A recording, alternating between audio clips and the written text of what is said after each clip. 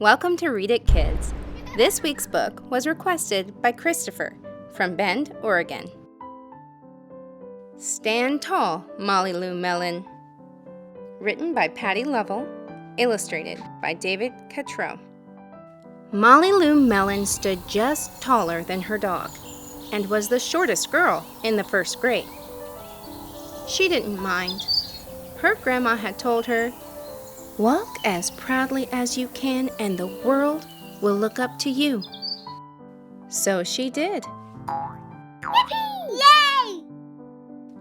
Molly Lou Melon had buck teeth that stuck out so far she could stack pennies on them.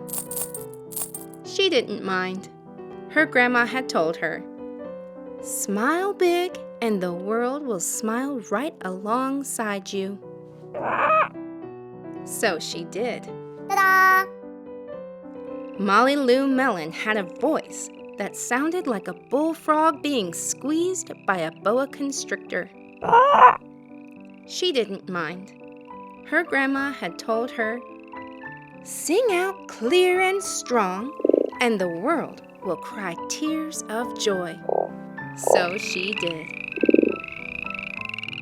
Molly Lou Melon was often fumble-fingered. She didn't mind. Her grandma had told her, "Believe in yourself, and the world will believe in you too." So she did. Then, Molly Lou Melon moved to a new town. She had to say goodbye to her grandma and all of her friends, and start in a new school. On the first day of school, Ronald Durkin called her Shrimpo in gym class. When the game started, Molly Lou Melon caught the football, ran under the legs of Ronald Durkin, and scored a touchdown. All the children thought, "Wow, she's good." And Ronald Durkin felt very foolish. On the second day of school, Ronald Durkin called her Bucky-Tooth Beaver. Molly Lou Melon took out her pennies, stacked 10 high on her teeth, and smiled as big as day. All the children smiled with glee, and Ronald Durkin felt very foolish.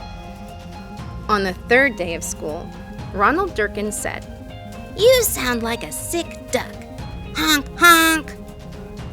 Molly Lou Melon sang out a quack so clear and strong that it made Ronald Durkin somersault backwards, hit his head, and have to go to the nurse.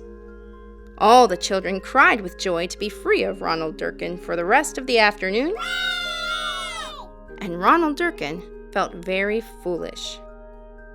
On the fourth day of school, Ronald Durkin said that she'd made the snowflake all wrong.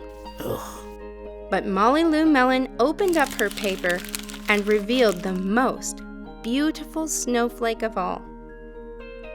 All the children oohed and awed, even Ronald. On the fifth day of school, Ronald Durkin brought Molly Lou Melon a stacking penny for her tooth and smiled at her. That night, Molly Lou Melon took out a pencil and paper and wrote a letter to her grandma. "Dear Grandma, I wanted to tell you that everything you told me was exactly right. Love, Molly Lou Melon."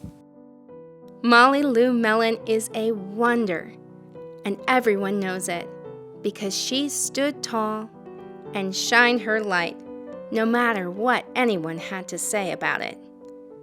Just imagine if she'd let that Ronald Durkin get her down. If she'd hid her teeth or shrunk into the corner, no one would get to see her brilliance, and Molly wouldn't be very happy at all. Instead, she stood tall, and everyone came to love her. Just like Molly Lou Melon, you are a wonder and bring something to the world that no one else can. So stand tall, no matter who tries to get you down. If you enjoyed this story, be sure to give it a like. I hope you'll subscribe to our channel for more fun content and ask your grown-up to help you Let us know what you'd like to hear too. You can find us on Facebook or Instagram at Read It Kids or through the email in the description below. Until next time, happy reading.